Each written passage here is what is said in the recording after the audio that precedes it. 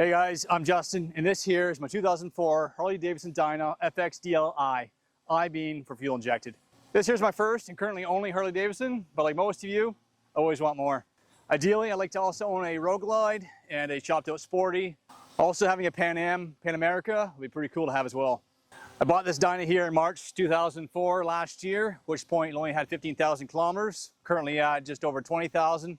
And it was pretty much stock and all original, including the 04 stamped tires. The only mods to the bike at the time were the Super Sucker intake and Vance & Hines 2-in-2 exhaust, which I swapped out for the Bassani Road Rage 3 2-in-1 exhaust here. Immediately after buying the bike, I swapped out the extended forward controls that were on there for some OEM mid Harley controls, paired with the Arleness pegs as well as the shifter peg. Also, I swapped out the original bars and riser for this 10-inch Biltwell Murdock pullback and Biltwell 1-inch low bend tracker bars. To make the taller bars work, I had to put on longer cables, the throttle cables as well as the clutch, and a longer brake line. And those are from Pro and Drag Specialties. Wife and kids gave me this sick thrashing handlebar bag here for my birthday last year. And throughout last year, I also installed the 13-inch Drag Specialties heavy-duty chrome shocks. The Saddlemen step-up seat here. We got tucker roll in the front and lattice on the back.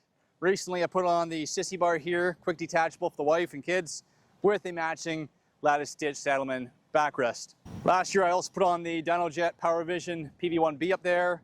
Also did the mag conversions. Those are the 9-spoke off of a mid-80s, I believe, Sportster, front and back, as well as the Shinko 777 tires, also front and back. Those wheels there had powder coated, Glenn's powder coating in Cortland, and that's sort of brownish bronze color. Get a lot of compliments on how well those look there, so I'm pretty happy with the color choice and how they turned out. Back to the Shinko 777 tires there. Those have extreme amount of grip. Awesome for popping up the front wheel, getting that traction needed to dump the clutch and pop it up. And insane grip, especially compared to the old stock Dunlop DO4 tires that were, again, 20 years old. The back tire though, I've done a lot of burnouts and wearing this thing down quite a bit, almost down the cord. So once I do that, I'm gonna swap on some different tires. Probably the Kendas I have in the garage, just to put them on and learn to do some better roller burnouts, because this one here, I can do some burnouts, but it has to be the right conditions. Otherwise the front end just pops up, which is fun, but if you want to do burnouts, it's less than ideal.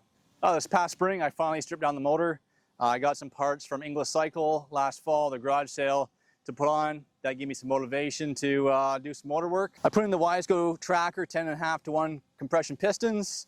I had the cylinders bored out at CarQuest, a local machine shop in London here. The cams I bought from English Cycle, unfortunately, were in the wrong box.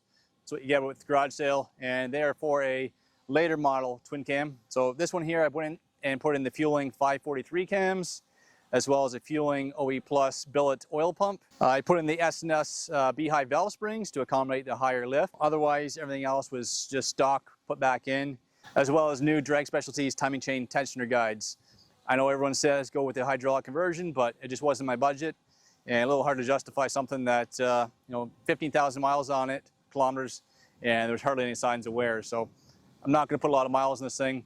I think these things will do me just fine for the next few years. So after completing that rebuild myself, everything done in my own garage, my own hands, my own tools and all that, I had it running with just a tune from what I had on there last year through PowerVision. And it ran okay, but not great. So I bought a canned tune or base map from Moto, put that on there. And the same day I took it out to Rocky's Harley-Davidson. They were having a dyno night, $20, put it on the dyno, and it dynoed 87 horsepower, 96 foot-pounds of torque, which pretty impressive, I thought. I was hoping for about 90, so pretty close to there. That there was quite lean. So since then I've done some adjustments myself and it's running a lot better. Thinking it's probably closer to 90 horsepower, 100 foot-pounds of torque, but who knows? Rocky's closed the door there a couple weeks ago and don't have as easy access to a dyno to put it on for only $20. So since doing that motor work there, I put on the Legend cartridges. They are the +4s. Those were also from English Cycle's garage sale, and very simple, easy swap out. Put those on, and much better handling the front end there, a lot stiffer, and seems to pop the front end up a little better for doing wheelies, especially with the +4s. And also, as mentioned, I recently picked up this backrest here off Marketplace, $60 for the and all that there. Quick detach, put it on and off, and gives the wife and the kids more support back there so not falling off the back. And back to the forks while doing those, the front lowers were getting a little corroded in that, so I took the time to strip down the clear coat, polish them up, and make it look a hell of a lot nicer in my opinion. So having said all that's done, there isn't a lot more I want to do this bike. Pretty happy with how it is, runs good. The only other thing I'm going to do in the near future here is to try to find some decent saddlebags just to mount on to the quick detach backrest.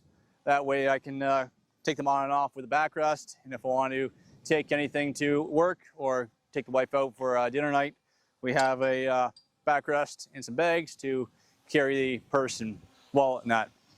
So thank you very much for watching. I have a video coming out very soon on the full motor build and that. Just taking a lot of time to put it all together. So thank you guys very much for watching. Ride safe, and we'll catch you up.